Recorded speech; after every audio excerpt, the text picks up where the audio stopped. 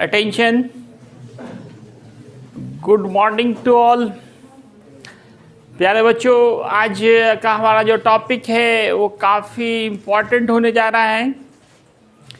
आज आप एक लॉन्ग क्वेश्चन जो पिछले लेक्चर में होमवर्क दिया गया था, काफ़ी इम्पॉर्टेंट लॉन्ग क्वेश्चन है. आपको ये शो करना, प्रूफ करना कि Newton second law of motion is real law of motion. Real law of motion. Newton's second law of motion is real law of motion. तो पहले तो ये सवाल, इसको रियल लॉ क्यों कहते हैं? इसके पीछे रीज़न ये है कि Newton second law of motion में न्यूटन्स फर्स्ट लॉ भी छिपा हुआ है और थर्ड लॉ भी.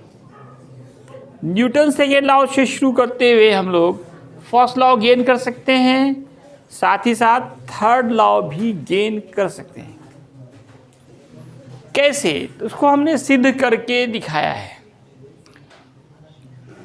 पिछले लेक्चर में आपने F बराबर पढ़ा था ma, और ये formula Newton second law of motion से मिला था ना.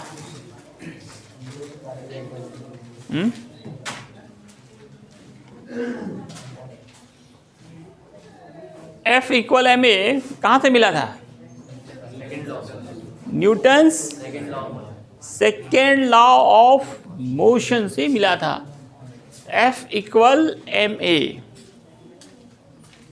M for mass, A for acceleration. इसको ma को पहले, F को बाद में भी लिख सकते हैं. अब मान कर चलें if no any external force is applied, तो फोर्स क्या होगा? ज़ीरो. फोर्स नहीं लगा रहे हैं आप, तो फोर्स क्या होगा दोस्तों? ज़ीरो हो जाएगा. F के जगह ज़ीरो पुट कर दें तो ma बराबर ज़ीरो, a बराबर zero by m, zero by something that is zero. a को लिख सकते हैं dv बाई dt, ये क्या हो गया? ज़ीरो. तो इससे हम क्या कहेंगे? v क्या होगा? कांस्टेंट होगा.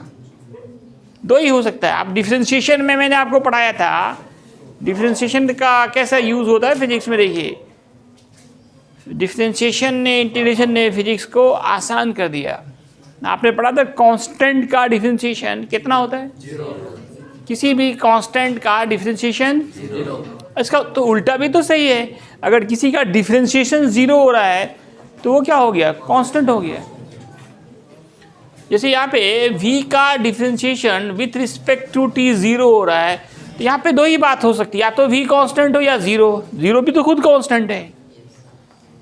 या तो v क्या हो जाए? ज़ीरो हो जाए, या वो कांस्टेंट हो जाए. तो इससे देखिए, न्यूटन्स फर्स्ट लॉ का क्या कहना था? जब तक कोई ऑब्जेक्ट हो, जब तक किसी ऑब्जेक्ट पे कोई फोर्स ना लगे, ऑब्जेक्ट या तो रेस्ट में रहेगा, v ज़ीरो मतलब रेस्ट में, या अगर मोशन में है तो वो कांस्टेंट वेलोसिटी से चलता रहेगा.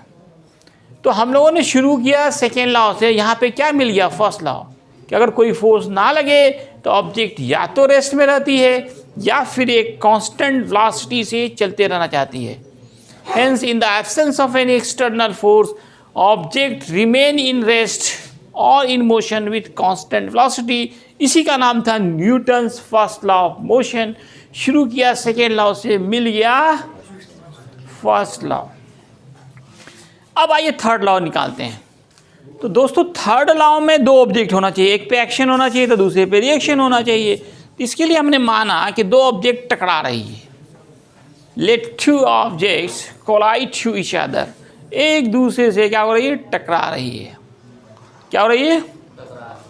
तो फोर्स क्या लगेगा? दोनों पे लगेगा. इसको F21 कहेंगे, एक को F12 कहेंगे. F21 क्या पढ़ते हैं इसको? F21 मीन्स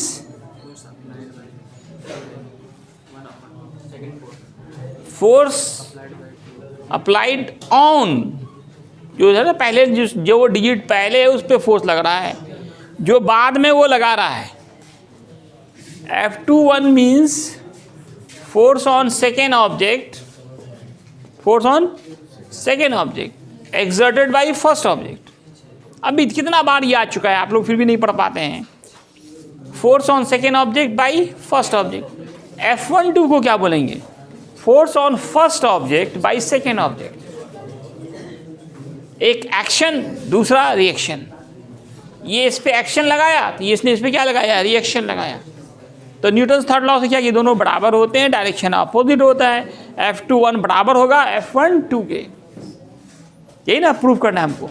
और डायरेक्शन अपोजिट तो माइनस भी आना चाहिए। तो ये भी हम प्रूव कर सकते हैं न्यूटन सेकेंड लॉ से। थर्ड लॉ भी निकाल सकते हैं। तो दोस्तों सेकेंड लॉ में ही दो फॉर्मूला था। एक फॉर्मूला ये भी था मोमेंटम का formula, rate of change in momentum.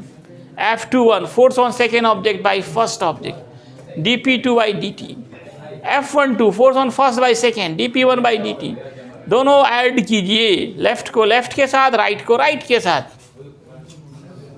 d by dt common लीजिए, ये p2 प्लस p1 आया। इस दोनों का मान एक कांस्टेंट मान होता है। कांस्टेंट का डिफरेंशिएशन फिर क्या होता है? जीरो। फिर डिफरेंशिएशन का यूज हो गया। टोटल मोमेंटम हमेशा क्या रहता है? कांस्टेंट रहता है। इसका नाम है law of conservation of momentum, संवेग संरक्षण का सिद्धांत। संवेग संरक्षण का सिद्धांत क्या कहता है? टोटल मोमेंटम हमेशा कांस्टेंट रहता है, कंजर्व रहता है। तो दोनों ये मोमेंटम है तो दोनों का सम जो है वो कांस्टेंट होगा। कांस्टेंट का डिफरेंशिएशन जीरो होता है। ये जीरो हो गया तो ये एक को आप इधर ले आइए, F21 इधर रखते हैं तो F12 इधर लाइए। डायरेक्शन क्या होगा? यहाँ पे उल्टा होगा, प्लस है तो ये क्या होगा? माइनस होगा। एक्शन बराबर रिएक्शन हो गया। तो शुरू देखिए कहाँ से किए थे? Second law, NS Newton second law of motion, NTLOM Newton third law of motion प्राप्त हो गया। इस तरह से देख रहे हैं कि न्यूटन सेकेंड लॉ में फर्स्ट लॉ भी छिपा हुआ है और थर्ड लॉ, मतलब सेकेंड लॉ से फर्स्ट लॉ भी निकाल सकते हैं और थर्ड लॉ भी निकाल सकते हैं। इसलिए इसको रियल लॉ ऑफ मोशन कहा जाता है। किस लॉ को दोस्तों? Second law. Second law of motion को क्या कहते हैं? Real law of motion. ये 5 नंबर का लॉन्ग क्वेश्चन होगा आपका। अब आइए, एक है law of physical independence of force. Law of physical independence of force, law of physical independence of force, भौतिक स्वतंत्रता का नियम, बलों के भौतिक स्वतंत्रता का नियम। आपने देखा होगा कि एक आदमी घोड़े पे जा रहा है, तेजी से घोड़ा चला रहा है, और बीच में क्या करता है? वो घोड़े से जंप करता है। तो क्या नीचे गिर जाता है वो? फिर कहाँ गिरता है? घोड़े की पीठ पे गिरता है। आप सोचिए कि अब वो जैसे जंप किया, वो ऊपर जा रहा है और फिर नीचे आ रहा है, तो इतने देर में घोड़ा क्या होना चाहिए? आगे चला जाना चाहिए और आदमी को कहाँ गिरना चाहिए? ज़मीन में। लेकिन ऐसा नहीं होता है। होता है? नहीं होता है। तो फिर घोड़े के पीठ पे गिरता है, जबकि घोड़ा एक ही काम किया। घोड़ा किधर जा रहा है? सिर्फ आगे जा रहा है। आदमी किधर जा रहा है? ऊपर, फिर आगे, फिर नीचे। जितने देर में घोड़ा सिर्फ किधर गया? ये जो घुड़सवार जो जंप किया, तो क्या जंप किया तो ऊपर गया ना ये, और घोड़ा आगे गया, घोड़े के पीठ पे गिरा, मतलब वो भी आगे जा रहा है और फिर वो नीचे भी आ रहा है। 3 काम कर रहा है वो, ऊपर जा रहा है, आगे जा रहा है, फिर नीचे आ रहा है। एक साथ कितना काम कर रहा है दोस्तों? 3 काम कर रहा है। तो ये कैसे संभव है? इसके लिए ही है ये law of physical independence of force. ये लॉ कहता है कि अगर एक ही ऑब्जेक्ट पर कई फोर्स लग रहे हों तो सब फोर्स एक दूसरे से स्वतंत्र होता है, फ्री होता है, कोई किसी के काम में टांग नहीं अड़ाता है।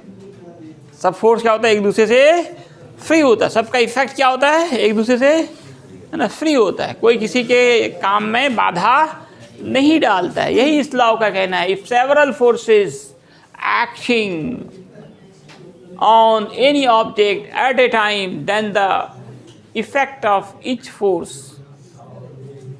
is free from each other. सब एक दूसरे से फ्री होता है। अब चलती ट्रेन है ना, बैठे बैठे लोग क्या करता है? सिक्का ऊपर उछाला तो सिक्का फिर कहाँ गिरता है? हाथ पे गिरता है। मैंने भाई एग्जांपल दिया, कॉइन वाला, यहाँ घोड़ा वाला नहीं दिया है, कौन वाला दिया है? सिक्का वाला दिया है। पहले जो लिखाया है आपको, एक चलती ट्रेन में एक कॉइन को क्या फेंकिए, किधर फेंकिए? लंबवत ऊपर की तरफ। ट्रेन चल रही, तो आप भी तो चल रहे हैं। ये सिक्का ऊपर गया, नीचे आया, आगे गया, और आप सिर्फ किधर गए? आगे। सिक्का कहाँ गिर रहा है? हाथ पे ही गिर रहा है। गिरना कहाँ चाहिए था? पीछे। फिर वो हाथ पे क्यों गिरा? Due to law of physical independence of force. जैसे सिक्का ऊपर गया उस पर ग्रेविटी का फोर्स, एक तो आपने फोर्स लगाया, एक फोर्स हो गया, दूसरा किसने लगाया? ग्रेविटी ने, और एक इनर्शिया ने। 3 फोर्स लगा, तीनों अपना अपना काम कर रहा है, कोई किसी के काम में बाधा उत्पन्न नहीं। कोई किसी के काम में टांग हराता तो क्या होता? वो पीछे गिरता। तो यही है law of physical independence of force. देखिए फिजिक्स बड़ा मजेदार चीज है, पूरा जीवन से रिलेटेड। क्या जी? अब आइए law of conservation of momentum. Law of conservation of momentum, Hindi बोला तो संवेग संरक्षण का सिद्धांत। तो ये सिद्धांत क्या कहता है? संरक्षण मतलब क्या होता है?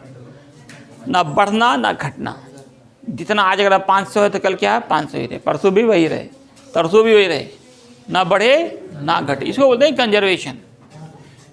तो इस लॉ का ये कहना है कि जो अगर कोई एक्सटर्नल फोर्स ना लगे, एक्सटर्नल फोर्स ना लगे, तब किसी ऑब्जेक्ट हो या सिस्टम हो, उसका दोस्तों टोटल मोमेंटम हमेशा कांस्टेंट आता है, ना बढ़ता है ना घटता है, ना बढ़ता है।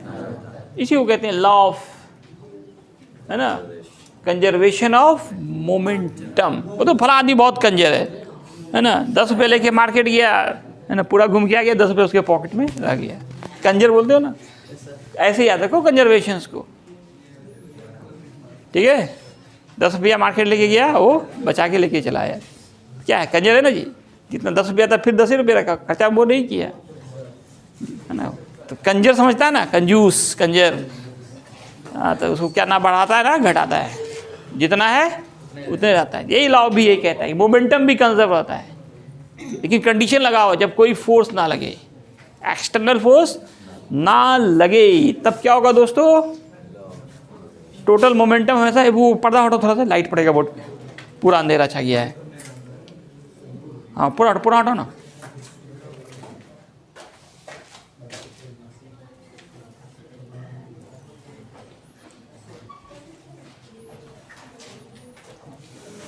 तो लॉ को स्टेटमेंट, पहले लॉ हो ना, उसका पहले स्टेटमेंट लिखा जाता है, फिर प्रूफ किया जाता है। तो इन the absence of an external force, total momentum of any system remain constant. Momentum को मैंने कहा था पी से डिनोट करते हैं, पी बराबर एम भी आपने अलग से पढ़ाया गया आपको, ये हमेशा कांस्टेंट होता है। ये भी प्रूफ सेकेंड लॉ से होता है। इतना देखिए इंपॉर्टेंट है Newton second law of motion. इसका भी प्रूफ कहाँ से मिलता है? सेकेंड लॉ ऑफ मोशन से मिलता है। सेकेंड लॉ में आपने क्या पढ़ा कि जो है d p by d t क्या होता है? हमेशा constant. D p by d t according to Newton second law of motion. तो 1 मिनट स्टॉप करो और किसके? फोर्स के। अब अगर no external force is applied, law है ना, कंडीशन लगा हुआ, इन द एब्सेंस, एब्सेंस मतलब क्या? अनुपस्थित, मतलब कोई फोर्स नहीं लगा रहे हैं। In the absence of an external force, if no external force is applied, एक ही बात है। एब्सेंस होना मतलब कोई फोर्स नहीं लगाना। तो ऐसे कंडीशंस में क्या होगा? Force will be zero. Force क्या हो जाएगा? जीरो। यहाँ पे क्या बैठा देंगे? जीरो बैठा देंगे। तो D p by d t क्या हो गया? जीरो। फिर वही डिफ्रेंसिएशन वाला, ये कांस्टेंट का डिफ्रेंसिएशन क्या होता है? जीरो होता है। तो पी का डिफ्रेंसिएशन जीरो हो रहा है, इसका मतलब पी क्या है? कांस्टेंट है। देख रहे हैं ना कितना ज़्यादा कैलकुलस का यूज होता है। इसलिए आपको 1 महीना पहले क्या किया गया था? कैलकुलस पढ़ाया गया था। उस वक्त लगता था आप लोग फिजिक्स पढ़ने आए और मैथ क्यों पढ़ा रहे हैं, उसके बिना, कैलकुलस के बिना फिजिक्स नहीं। तो लगभग ये हमारा चैप्टर फिनिश है। लास्ट टॉपिक जो है नया, जो बोले थे मेन टॉपिक FBD, इसमें बच रहा है ना मेन, वो आप अगले लेक्चर में होगा, कल होगा। धन्यवाद।